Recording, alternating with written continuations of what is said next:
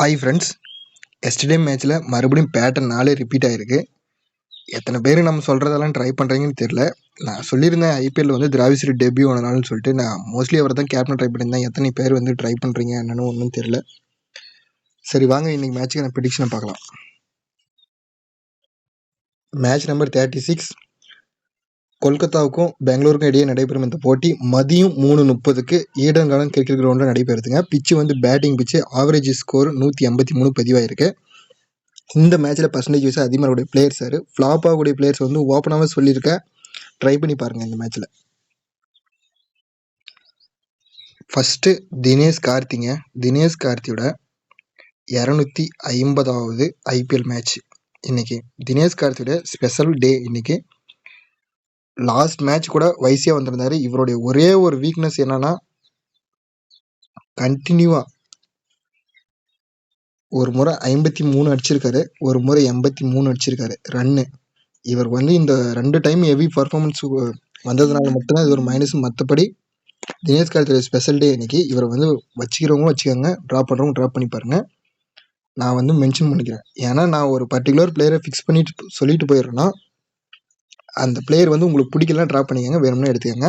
Fantasy top பிக்ஸ்ன்னு பொறுத்த வரைக்கும் விராட் கோலி, சுனில் நரேன் தான் வராங்க. விராட் கோலியை வந்து சுனில் நரேன் 4 முறை அவுட் எடுத்திருக்காரு. மேபி இந்த மேட்ச் வந்து சுனில் நரேன் ஃப்ளாப் ஆகிறதுக்கான வாய்ப்புகள் இருக்குது.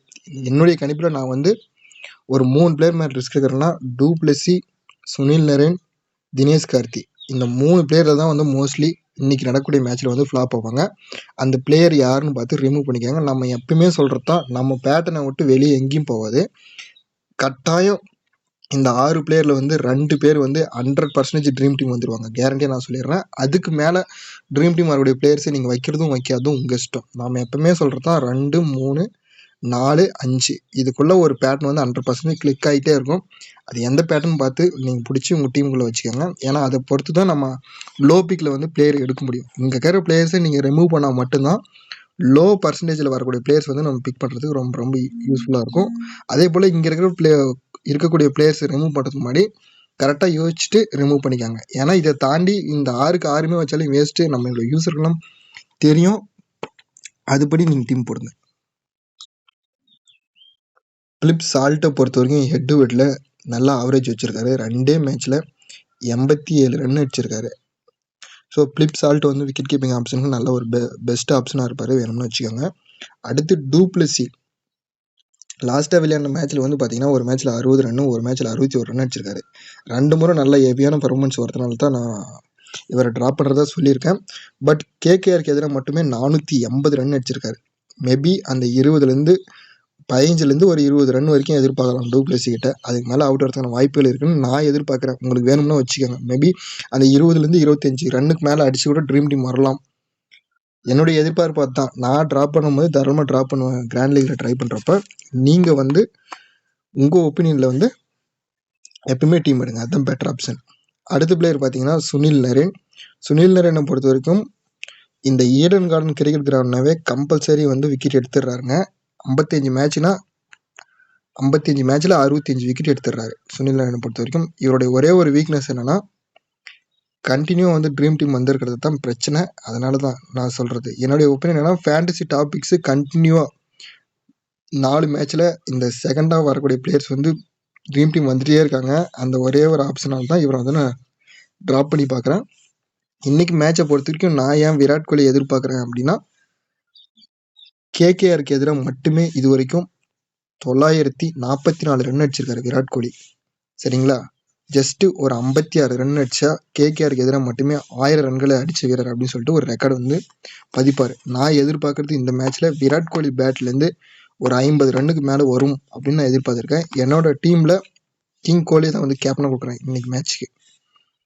அடுத்த பிளேயர்னு பார்த்தீங்கன்னா ஆண்ட்ரே ரசல். ஈடன் கார்டன் கிரவுண்ட்னாவே ஆண்ட்ரே ரசல் தான். இந்த 2 பிளேயர் தான். ஈடன் கார்டன்னாவே மோஸ்ட்லி சுனில் நரேன், ரசல் எல்லாருடைய டீம்லேயுமே எடுத்துகிட்டு வந்துடுவாங்க. லாஸ்ட் மேட்ச் வேறு ரசல் வந்து ட்ரீம் டீமில் வரலைங்க. மேபி இந்த மேட்ச்சுக்கு வரலாம்னு ஒரு எதிர்பார்ப்பு. நான் இந்த 3 பேரில் இந்த 3 பிளேயர் மேலே தான் கை வச்சு பார்ப்பேன். கோலி, ரசூல், பிலிப் சால்ட் இந்த 3 பேரை டீமுக்குள்ளே வச்சுட்டு போகிறேன் இன்னைக்கு மேட்ச்சில்.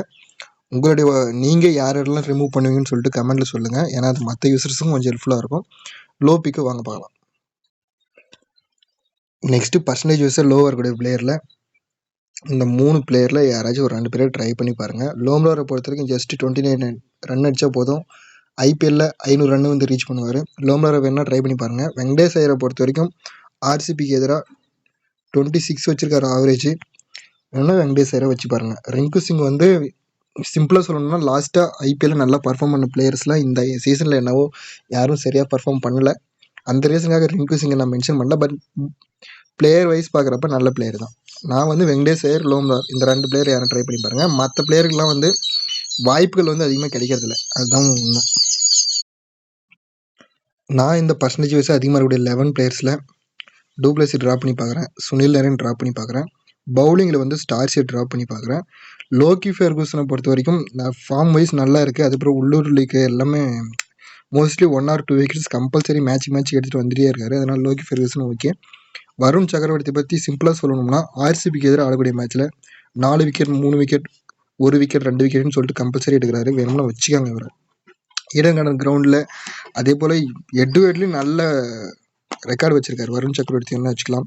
ரசூல் லாஸ்ட் மேட்ச் ட்ரீம் டீம் இல்லை, ரசூல் எடுத்துக்கலாம். விராட் கோலி என்னுடைய டீமில் வந்து விராட் கோலி தான் நீ கேப்டனாக ட்ரை பண்ணி வர்றேன். அதே போல் ஸ்ரேயஸ் ஐயரை பொறுத்த வரைக்கும் பாலுக்கு ஒரு 2 ரன் அடிச்சு நிற்கிறாரு. ஆவரேஜும் நல்லா வச்சிருக்காரு ஆர்சிபிக்கு எதிராக. அதனால் ஸ்ரேயஸ் ஐயர் எடுத்துக்கிறேன். அடுத்து தினேஷ் கார்த்திக் பிளிப் சால்ட்டு. தினேஷ் கார்த்தியோட 250வது மேட்ச்சு வேணும்னா வச்சுக்கோங்க. இவருடைய ஒரே ஒரு வீக்னஸ் என்னென்னா 2 டைம் வந்து கண்டினியூ அதிக ரன்னு நல்லா பர்ஃபார்மன்ஸ் கொடுத்துட்டாரு. அந்த ஒரே ஒரு வீக்னஸ் மட்டும்தான். மட்டும் ஸ்பெஷல் டேனா இன்றைக்கி தினேஷ் கார்த்தியோட ஸ்பெஷல் டே ஐபிஎல்லில் 250வது ஐபிஎல். பிளிப் சால்ட்டு ஆர்சிபிக்கு எதிராக நல்லா ஆவரேஜ் வச்சுருக்காரு. மோஸ்ட்லி நான் டிக் பண்ணியிருக்கிற பிளேயர்ஸ்லாம் என்னுடைய டீமில் இருப்பாங்க.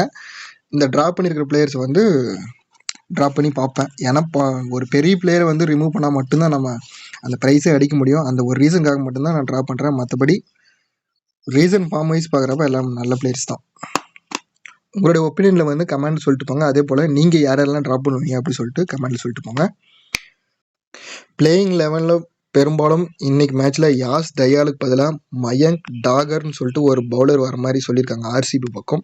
மேபி இந்த பவுலர் பிளேயிங் 11 இருந்தால் எடுத்துக்கோங்க. ஏன்னா 21 ஏப்ரல் 2023 வந்து டெபியூ ஆன நாள். ஸோ அதனால் இந்த மயங்க் டாகர்னு ஒரு பவுலர் வந்து ஆர்சிபி பக்கம் வந்து அந்த பவுலர் வந்து ட்ரை பண்ணி பாருங்கள். பர்சன்டேஜ் லோவாக இருப்பார். அதே போல் வருண் அரோராவுக்கு பதிலாக இந்த இடத்துல சுயாஸ் சர்மான்னு சொல்லிட்டு ஒரு பவுலர் கேகேஆர் பக்கம் கொண்டு வரதை பிளேயிங் 11ல் போட்டிருக்காங்க.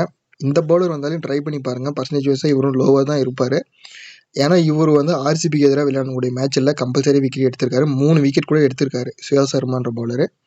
இம்பாக்ட் பிளேயராக யூஸ் பண்ணுவாங்க. இல்லைனா டேரெக்டாக பிளேயிங் 11 இருந்தால் கூட ட்ரை பண்ணி பாருங்கள். மற்றபடி மேக்ஸ்வெல்லை பொறுத்த வரைக்கும் ரெஸ்ட்டு தான். வில்ஜாக்ஸ் தான் வந்து 1 டவுனில் வருவார். அதில் எந்த கன்ஃபியூஷனும் வேண்டாம். நல்ல டீம் மேக் பண்ணுங்கள். தேங்க்ஸ் ஃபார் வாட்சிங்.